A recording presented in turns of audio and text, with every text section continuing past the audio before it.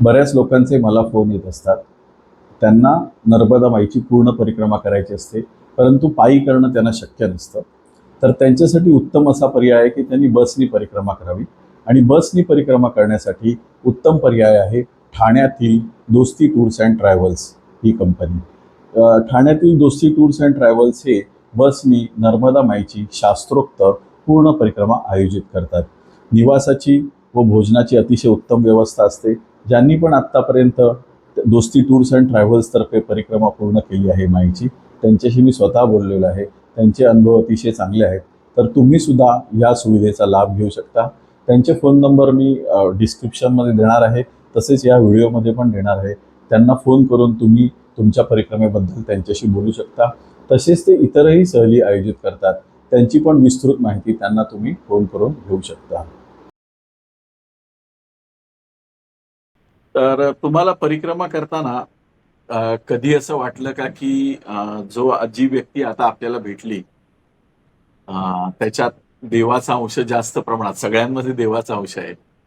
पण अशा कोणत्या व्यक्ती तुम्हाला परिक्रमेत भेटल्या की तुम्हाला असं नंतर वाटलं की हे अवतारी पुरुष होता की देव होता की माणूस होता, असं तुम्हाला कधी प्रसंग आला एखाद्या व्यक्तीबद्दल? नाही, एखादी नाही, अशा तर तशा खूप व्यक्ती भेटतात. त्यातला कुठला असा आठवणारा प्रसंग असेल तर? हो, ते सांगते, पण म्हणजे त्याच्या आधीच मी कारण सांगते, की ज्यांना मी मानते असं. हो. की आपण एकटं-एकटं जातोय. हां. कुठेतरी रस्त्यावर आम्हाला काहीतरी विचारायचंय. हां. आणि शेतच शेत आहे, मागे-पुढे हां. कुठे काहीच नाहीये. हां. आणि नरमध्ये हर म्हटल्यावर नेमक्या त्या क्षणी ती व्यक्ती कशी येते तिथे? हां. याला काही लॉजिकच नाहीये. बरोबर. हे बियॉन्ड रिझन जाऊन जे अनुभव येतात ना, बरोबर. मग तेव्हा आपल्याला ते प्रत्यय येतो, की हं. अच्छा मग ती मैया आपल्याला वेगवेगळ्या प्रकाराने बरोबर. येऊन मदत करते. हां. आणि मग ती वेगवेगळ्या प्रकाराने जेव्हा येते, ती नुसती मनुष्याच्या रूपात नाही येत, मग ती हां. प्राण्यांच्या रूपात पण येते. हो. तो पण आमचा अनुभव आहे. हो, हो. मनुष्याचा एक खूप वेगळा अनुभव सांगते, हं. जो हे तर सतत असायचीच, की जिथे लॉजिकल एक्सप्लेनेशन नाही, की तिथे ती हं. मदत कशी मिळाली? बरोबर. ती मिळायची हे तर खूप अनुभव होते. हं, हं. पण एक वेगळा याच्याकरता, हं. की नारेश्वर म्हणून जागा आहे रंगावधूतांची. आम्ही रंगावली. गुजरातमध्ये चालत होतो, तेव्हा मी आणि भारतीताईच होतो. कारण हं. उषाप्रभा ताई ज्या आहेत, त्या अमरकंटकहून ओंकारेश्वर दक्षिण तट आणि ओंकारेश्वर उत्तर तट पासून अमरकंटकपर्यंत एवढ्या हं. आमच्यासोबत होत्या. हं. अमरकंटकहून रेवासागर संगम आणि रेवासागर सॉरी ओंकारेश्वर ते रेवासागर संगम हं. आणि रेवासागर संगम ते पुन्हा त्याचं उत्तर तटपर्यंत हं. त्या नव्हत्या. हं. हे उरलेला वेळ आम्ही दोघीच होतो. हां. तर तिथे आम्ही दोघीच जणी असताना आम्ही एका गावातनं निघालो दुपारचे 3:30-4 वगैरे झाले होते. आराम वगैरे झाला, जेवण-खाण झालं होतं, कपडे वाळत घातले होते, ते वाळून झाले वगैरे आणि आता निघालो. आणि ही डिसेंबरमधली गोष्ट होती. तर अंधार लवकर व्हायचा. त्यामुळे 3:30-4 ला जेव्हा निघालो, तर आमच्या समोर 1-1.5 तासाचाच वेळ होता. हं. आणि आम्ही ज्या घरनं निघालो, तिथल्या आम्हाला व्यक्तींनी नीट समजावून सांगितलं होतं, बोरीचं वन होतं आणि मग तुम्ही हरवाल इकडनं-तिकडनं कसं काय हं. वगैरे. आणि त्यांनी खुणा पण सांगितल्या, की कुठे जायचं, काय करायचं वगैरे.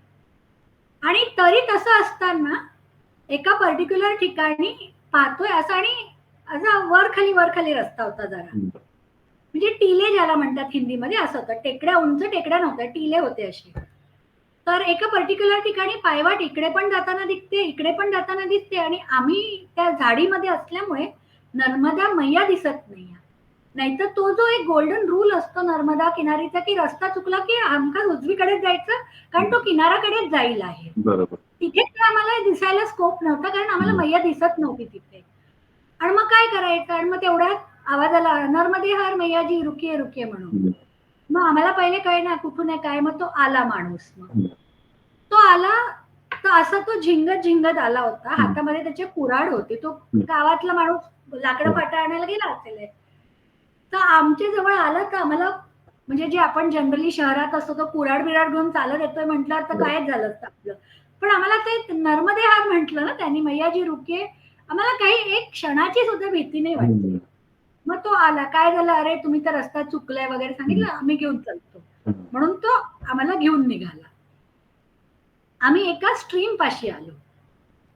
त्या मागच्या माणसाने आम्हाला सांगितलं होतं ती नदी पार करणं जरा कठीण आहे, कोणी मदत केली तर चांगलं आहे म्हणून वगैरे. आणि हा मी आला आणायचे. मग त्यांनी म्हटलं भारतीताईची बॅग दे मला म्हणून तिची बॅग घेतली आणि मग हात पकडून ती आम्हाला पहिले नदी पार करवली आणि त्याच्यानंतर अशी खडी चढाई होती.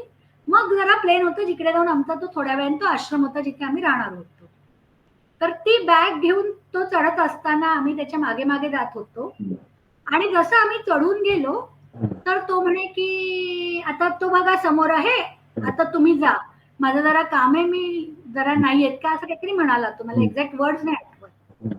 आणि आम्ही 5 पावलं सुद्धा पुढे गेलो नसो, मागे वळून बघतो तर तो गायब झालेला होता. आम्हाला कळेच ना. पण आम्हाला वाटलं नाही तो त्याचं काम सोडून आला होता, गेला असेल म्हणजे अबाउट टर्न करून पटपट गेला असेल वगैरे. मग ती बात आई गई हो गई. आम्ही त्या आश्रमात गेलो, राहिलो वगैरे आणि मग दुसऱ्या का तिसऱ्या दिवशी आम्ही नारेश्वरला पोहोचलो.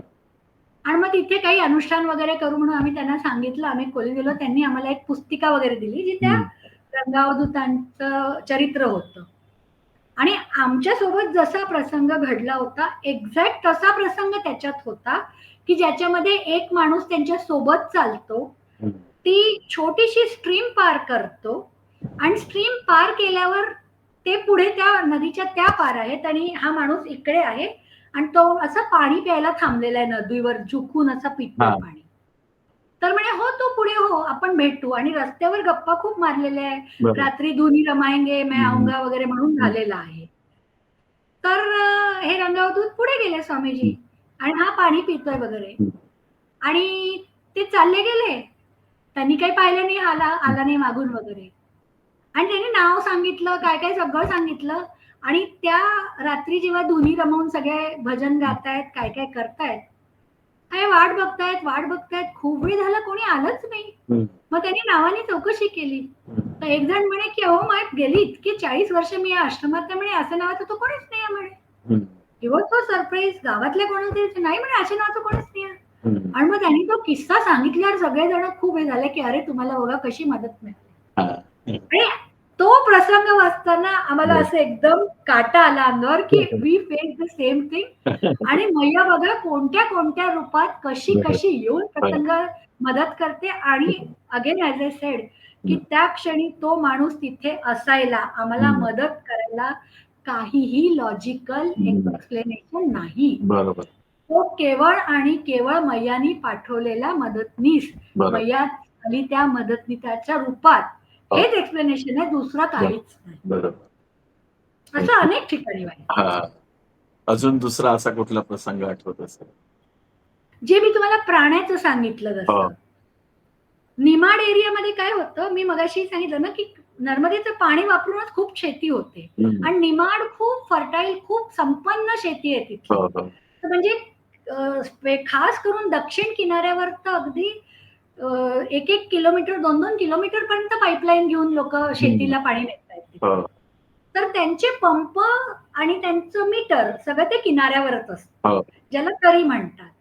तर त्या किनाऱ्यावर त्या पंपातनं कुठलं तरी लीक असतं, काहीतरी पाईप तुटलेला असतो, तर अशी जरा दलदल टाईप झालेली असते. तर आम्ही ते 2 दिवसांपासून बघतच होतो. आणि असं ते ज्याला चंबलकी घाटीमध्ये रेवाईन्स म्हणतात ना, तसा तो थोडा एक परिसर होता. आता ते रेवाईन्स पण आहे, आम्ही दोघीच जणी आहोत आणि मागचं गाव खूप मागे, समोरचं गाव खूप पुढे. आणि आम्हाला कळेच ना की आता काय करावं. आणि तिथे ते दलदल अशी आहे की त्या दलदलमधनं पाय घालून जावं, मग बूट खराब होतील, मग बूट काढून पाय बुडवून जावं, मग पाणी म्हणजे पाय धुवून पुन्हा करा वगैरे, ते सोपस्कार करावे. काय करावं आम्हाला समजत नव्हतं. आम्ही दोघी उभेच होतो आणि नेहमीप्रमाणे नरमध्ये हर मैयाजी काय करायचं सांगा आम्ही आपलं म्हणून झालेलं होतं. एकदा झालं, दोनदा झालं. आणि आता ती जागा अशी आहे की श्रब्स आहेत, अशी खूप हिरवा काहीच नाही आहे. आणि तरी सुद्धा एक अशी टुणटुणीत बकरी आली आणि तिची 8-10 पिल्लं आली आणि घंटी आम्हाला कानावर ऐकू आली. आम्ही वळून बघितलं तर बकरी, आणि ती थाटात आमच्या समोर आली आणि आमच्या समोरनं ती चालायला लागली.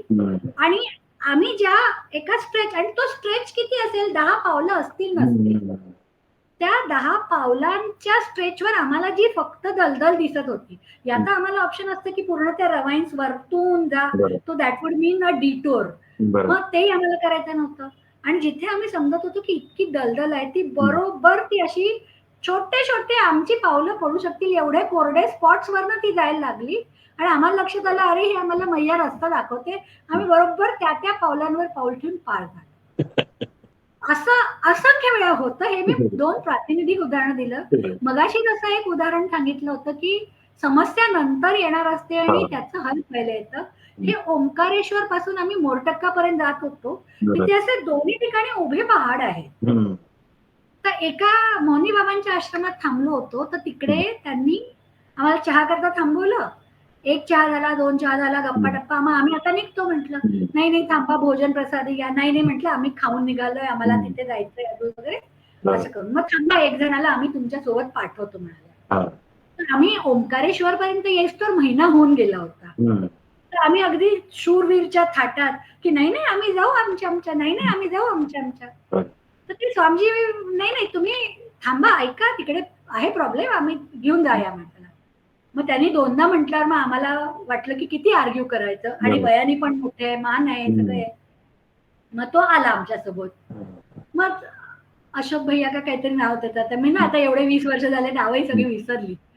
तर ते आल्याबरोबर आमच्यासोबत आणि मग त्यांची चौकशी, घरची चौकशी असे गप्पा मारत मारत आम्ही निघालो. आणि एका पर्टिक्युलर पॉइंटला त्याला नरसिंह कुंड का काहीतरी म्हणतात, असा डोह आहे खाली आणि हा असा पहाड आहे, तिथे खाली डोह आहे आणि या पहाडाचा इतका खडा आहे म्हणजे स्लांट इतका कमी आहे की आम्ही दोघीच जर असतो तर आम्हाला कळलंच नसतं की ते पार कुठून करायचं. आणि मग त्या माणसाला म्हणून पाठवलं होतं की हा पॉइंट पार करून द्यायचा.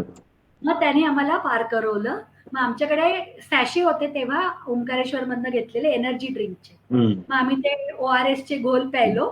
मग तो वापस गेला, आम्ही पुढे गेलो वगैरे. सांगायचं हे की असे दर दुसऱ्या दिवशी दररोज प्रसंग यायचे की काहीतरी समस्या नंतर येणार असेल, म्हणजे सो कॉल्ड समस्या, आणि त्याचं आम्हाला समाधान आधीच मिळालेलं असायचं. आपल्याला तेव्हा आयडेंटिफाय जरी करता आलं नाही तरी जेव्हा तो प्रसंग व्हायचा तेव्हा मात्र लक्षात येतं, हा मैयानी म्हणून हे केलं म्हणून असं व्हायचं.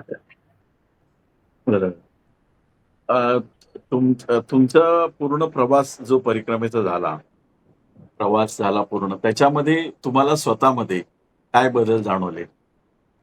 नर्मदा परिक्रमा केल्यामुळे तुम्हाला स्वतःमध्ये काय बदल जाणवले?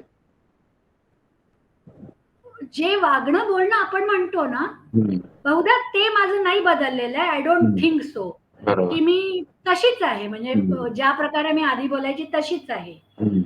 पण एक जो आपण ज्याला म्हणू इनेट जो फरक होतो तो माझ्या असं लक्षात आलं की परिक्रमेला जायच्या आधीपर्यंत जर मी आता ठरवलं, जसं मी तुम्हाला सांगितलं की आम्ही परिक्रमा करायची म्हटल्यावर आम्ही रेकी केली, पुस्तकं वाचली, लोकांना भेटलो, काहीतरी तयारी केली. तर काहीतरी जे मी प्लॅन करायची ना, तर मी खूप सिस्टमॅटिकली त्याचं होमवर्क करा, तयारी करा, यांना विचारा, त्यांना विचारा. मग ती परिक्रमा असो, काही असो, दुसरं एखादं काही आपलं पर्सनल प्रोजेक्ट असो, काही असो, मी खूप सिस्टमॅटिक करायची. परिक्रमेनंतर एक गोष्ट अशी झाली की आता मला वाटते की अंटार्क्टिकाला आपल्याला रिपोर्टिंग करायला जायचं आहे, पण मी ना तो अट्टाहास नाही करत आहे. इझिली झालं तर मी नक्की जाणार आहे, कारण भारतात ना असे इतके पण लोक नाही गेले. सो आय एम लाईक किंवा मला रिपोर्टिंग करायला मिळालं तर.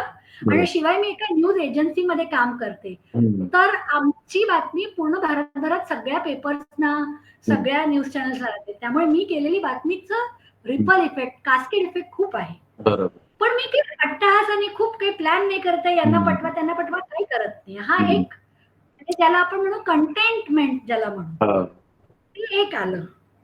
दुसरं जे त्या स्वामीजींनी आम्हाला सांगितलं की तो पहिला सीमित परिवार असतो तो असीमित झाला. ते मला लक्षात आलं की मी ते प्रॅक्टिस करते. म्हणजे आमच्या घरी नागपूरला सतत पाहुणे यायचे, त्याच्याविषयी काही वाद नाही. अजूनही माझे आई वडील एकटे असताना सुद्धा येत राहतात. पाहुणे येणं आमच्याकरता नवीन नव्हतं, ते येतातच. आणि आम्ही म्हणजे फॉर्च्युनेटली देवाच्या दयाने ती वृत्ती आहे म्हणा की चांगलं त्यांना आम्ही खातिरदारी आतिथ्य करतो.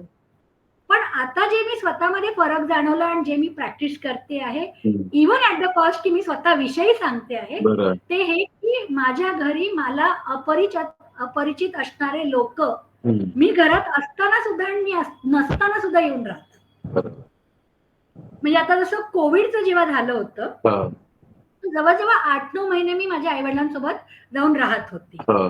आणि माझं हे जे घर आहे, रेंटेड घर आहे, मी घरमालकांकडे किल्ली देऊन गेली होती. बरं. कारण काही एक डागडुजी करायचं काम राहिलेलं होतं बरं. आणि तो लॉकडाऊन नुकताच उघडला होता. जून बरं. 2020 ची गोष्ट आहे. हम्म. आणि मग मी किल्ली देऊन गेली की आता हळूहळू जशा गोष्टी सुरू होतील बरं. तेवढं प्लीज तुम्ही करून घ्याल, मग मी येईल तेव्हा येईल. आणि 8-9 महिने मी नव्हती. आणि त्या 8-9 महिन्यामध्ये माझ्या सोसायटीमधले 2-3 जण इथे राहून गेले. हम्म. म्हणजे सांगायचं हे की ते मला लक्षात आलं की मी अनवधानाने ते प्रॅक्टिस करते. बरं. हे तर माझ्या सोसायटीतले तरी माझे ओळखीचेच झाले, हा. पण ते माझ्या ऍब्सेन्स मध्ये राहून गेले. आणि दुसरं, माझ्या ओळखीच्यांसोबत कोणी अनोळखी लोक येतात, हो. ते राहतात. हा. अगं अमुक जणांना माझी मैत्रिणीची मुलगी आहे, तिने दिल्लीला ऍडमिशन घेतली आहे, हा. ते लोक येणार आहे, हो हम्म. पाठवते ना, येऊन जा. हा. ते येतात, मग माझ्याकडे राहतात. बरं. हा फरक जाणवतो की जे बरं. त्या किनाऱ्यावर आपल्याला अनुभव मिळाला आहे हम्म. हम्म. ते कुठेतरी प्रॅक्टिस आपण स्वतः केलं पाहिजे, तर त्या परिक्रमेचा तो काही आपल्याला फायदा झाला मानायचा. बरं. पूर्ण परिक्रमेचं तुम्ही काय सांगाल की पूर्ण परिक्रमा तुमची झाल्यानंतर तुम्हाला काय वाटतं की त्यातून तुम्हाला काय मिळालं? जे तुम्ही आता सांगितलं ते तर मिळालंच आहे, अजून ते तर मिळालंच आहे. हम्म. 2-3 वेगवेगळ्या गोष्टी सांगू शकते मी. हा. एक तर म्हणजे काय होतं माहिती का, मला हा परिक्रमेसाठी घेतला होता, तसा मी अजून एका कारणाकरता पण आधी ब्रेक घेतला होता, हम्म. म्हणजे जॉब मधनं. हम्म. तर मला माझे खूप मित्रमैत्रिणी, पत्रकार मित्रमैत्रिणी विचारतात की अरे तू असा मध्येच ब्रेक घेते, मग तुला वाटत नाही का की तुझं नुकसान होतंय? हम्म. कारण प्रोफेशनली तो ब्रेक झाला की तुम्ही प्रोफेशनली थोडे मागे पडू शकता. हम्म. तर मला परिक्रमेचा फायदा असा झाला की मी आधी तुम्हाला सांगितलं ना की मी इंदोरला 1 वर्ष राहिली. मी लगेचच म्हणजे आमची मार्च मध्ये परिक्रमा संपली आणि मी ऑगस्ट 2006 पासून ऑगस्ट एंड 2007 पर्यंत मी तिथे राहिली. बरोबर. तर मला तिथे रिपोर्टिंग करताना नर्मदा विषयीच लिहिण्याचं मला काम मिळालं आणि त्याचा इतका फायदा मला झाला की त्यांनी मला असं जाणवायचं की माझं जास्ती सकस होतंय रिपोर्टिंग. बरोबर. किंवा काही गोष्टी अशा होत्या की ज्या मला स्ट्राईक व्हायचे की अरे हे लिहायला पाहिजे, जे इतरांना नंतर स्ट्राईक व्हायच्या. बरोबर. खूप एक साधं उदाहरण देते. धावडी कुंड म्हणून एक खूप छान जागा आहे, हो हो. धाराजी किंवा धावडी कुंड असं त्या गावाचं नाव आहे. ओंकारेश्वर डॅमच्या साधारण 35 किलोमीटर अपस्ट्रीम आहे आणि इंदिरा सागर सरोवराच्या डाऊनस्ट्रीम आहे. तर आम्ही ज्या वर्षी परिक्रमा सुरू केली त्या वर्षी एप्रिलमध्ये, आम्ही ऑक्टोबरमध्ये केली आणि एप्रिलमध्ये भूतडी अमावस्या असते जी वैशाखच्या आसपास येते. त्या अमावस्येला तिथे 2-3 हजार लोक असे वाहून गेले होते कारण अचानक वरच्या धरणाचं पाणी सोडलं. हा, त्यामुळे ती जागा मला ऐकून माहिती होती कारण आम्ही त्याच्या बातम्या वगैरे केलेल्या मला माहिती होत्या. तर आम्ही तेव्हा साऊथ बँकला असताना मी चौकशी पण केली होती, त्यामुळे ते पुढच्या तुम्हाला उत्तर तटावर मिळेल. मग आम्ही जेव्हा उत्तर तटावर आलो, आम्ही गेलो होतो तिथे आणि मग तिथे राहिलो. ते तुम्ही जर, मी तुम्हाला म्हणजे फोटो पाठवील पण माझ्याकडे आहे तो, असा पूर्ण व्हॉल्कॅनिक रॉक आहे मोठा आणि त्याला तोडत खूप सुंदर वॉर्टेक्सची डिझाईन करत नर्मदा मैया तिथनं जाते. आणि नुसतं तिथेच नाही, अखंड नर्मदेचा जो प्रवास आहे तो व्हॉल्कॅनिक रॉकला तोडत गेलेला आहे आणि असंख्य ठिकाणी ते धबधबे आहेत आणि स्टेप्स आहेत, ते जाणवतं आणि त्याच्यामुळे शतधारा, सहस्रधारा अशी खूप छान जागा आहेत. तर ते जे धावडी कुंड म्हणा किंवा धाराजी म्हणा, ते इतकी सुंदर जागा आहे, म्हणजे असं मन भरून बघत राहावं असं वाटतं, इतकी सुंदर आहे ती. आणि तिथे एक मानसिंग देवडा म्हणून एक व्यक्ती आहे, ते त्यांच्या परिवाराकडे ते होतं सोय की ते त्या वॉर्टेक्स मधनं जाऊन बाणलिंग आणायची आणि ते नर्मदा परिक्रमावासियांना किंवा कोणी गेलं की त्यांना देणार. आणि ते असे छोट्याच्या फाटक्या झोपडीत राहणारं गरीब कुटुंब असलं तरी सुद्धा हा. पैसे कधी नाही घ्यायचे. हम्म. ते म्हणायचे तुमची श्रद्धा तुम्हाला द्यायची द्या, छोटस घेऊन जा, मोठं घेऊन जा, एवढं मोठं घेऊन जा, ही नेव्हर चार्ज मनी, बरं. तुम्हाला हवं तितकं द्या म्हणायचे. तर तेव्हा आम्ही परिक्रमेत असताना तर मी भेटलीच होती. हम्म. मग जेव्हा मी इंदोरला काम करायला लागली तेव्हा मग माझ्या त्या कामाच्या संदर्भात लक्षात आलं की 1 एप्रिल 2007 पासनं ते बांध पूर्ण फंक्शनल होणार आहे ओंकारेश्वरचा, आणि पाणी अडवून मग वीज निर्माण सुरू करणार. बरं. मग मला लक्षात आलं पाणी अडवणार म्हणजे, कारण तिकडे मार्किंग आम्ही पाहिलेले होते, बरोबर. पाणी इथे अडवणार म्हणजे तिथपर्यंत जाणार, हो. याचा अर्थ धावडी कुंड पाण्याखाली जाणार. बरं. मग मी माझ्या बॉसना तेव्हा सांगितलं हम्म. की म्हटलं आपण मनुष्य जे डिस्प्लेस होतात, ह्युमन्स डिस्प्लेस होतात त्यांच्याविषयी खूपदा लिहितो, बरोबर. किंवा वाईल्ड लाईफ, जंगल पाण्याखाली जाणार ते लिहितो. हम्म. म्हटलं पण ही इतकी सुंदर जागा आहे, हो. कारण हे एक नॅचरल हेरिटेज आहे ते, बरोबर. म्हणजे मिलेनियमच्या हो. आधीपासून ते घासत घासत ते हो. इतकं सुंदर फॉर्म झालेलं आहे. It's a natural heritage, wonderful बरोबर. Natural heritage. म्हटलं ते पाण्याखाली जाणार आहे, आपण ते पण लिहायला पाहिजे. हम्म. मग ते मानले, जा म्हणाले. मग मी आणि माझे फोटोग्राफर कलीग आम्ही इंदोरहून कार हायर करून, म्हणजे ती ऑफिसच द्यायची आम्हाला, बरोबर. ते करून वगैरे आम्ही गेलो. हम्म. मग तिथे पाहिलं, खूप मनसोक्त फोटो बिटो काढले आणि म्हटलं आपण आता त्या मानसिंग देवळांना पण विचारूया, भेटूया.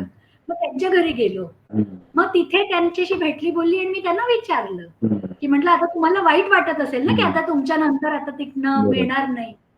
तर ते अगदी खूप स्थितप्रज्ञासारखे, हा.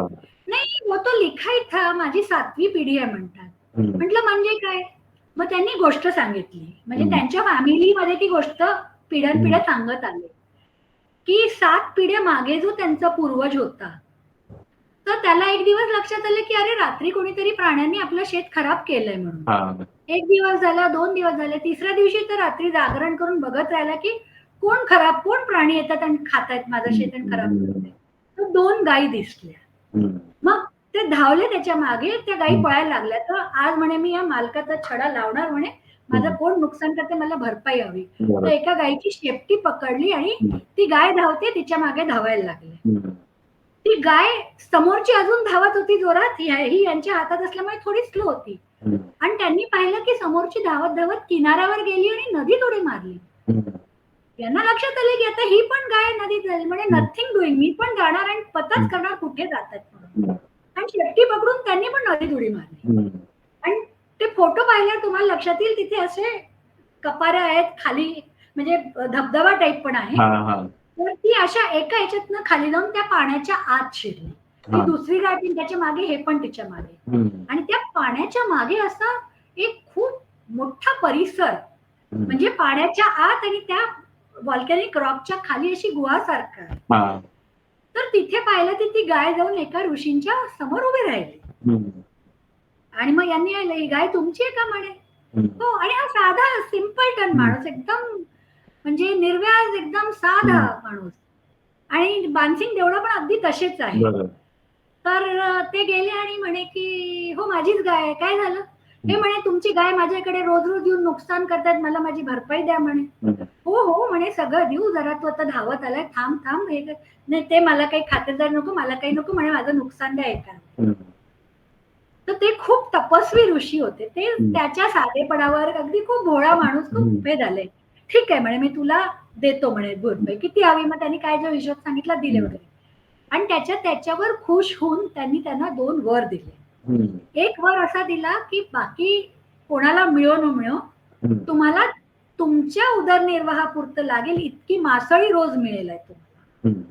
कारण असे अनेक दिवस असतात नद्यांमध्ये पावसाळ्यात वगैरे की कधी कधी मिळत नाही. तर म्हणे तुम्हाला रोज मिळेल एवढं नक्की. आणि दुसरं म्हणे की तुमच्या फॅमिलीला मी हे देतो की यातनं बाणलिंग तुम्ही काढायचे आणि ती तुम्ही लोकांना देऊ शकाल म्हणून. आणि त्यांनी भले लोकांना देऊ शकाल, विकू शकाल म्हटलं, हे काही विकायचे नाही मात्र. आणि म्हणे हे 7 पिढीपर्यंत तुम्हाला वरदान राहील म्हणे.